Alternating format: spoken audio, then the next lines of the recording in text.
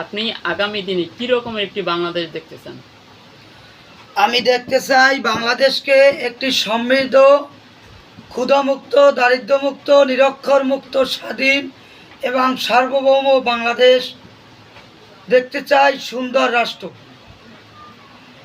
এবং ইসলামী শাসন, যার সংবিধান হবে আল কোরআন। যে রাষ্ট্রে মেয়েরা কলেজ ইউনিভার্সিটিতে যাবে, তার অভিভাবকরা এই চিন্তায় প্রেশান হবে না যে তার মেয়ে সুস্থভাবে ঘরে ফিরবে কিনা।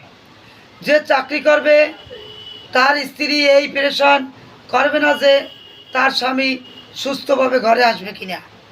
যে ব্যবসা করবে তার ব্যবসায় কোনো চাঁদাবাজির কোনো ভয় থাকবে না।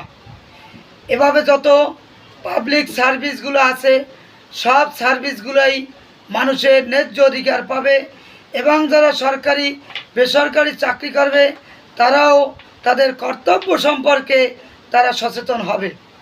এবং খোলাফায়ে রাশেদার যে যুগ, ওমর যে খেলাফত আমলে আল্লাহ রাসূলের যে জীবনে যে সমাজ ব্যবস্থা ছিল, এইভাবে একটা সমাজ এবং রাষ্ট্র, এটা আমি স্বপ্ন দেখি এবং আল্লাহর কাছে এই কামনা করি যে আল্লাহ রাব্বুল আলামিন আমাদের এই কোরআনী সমাজ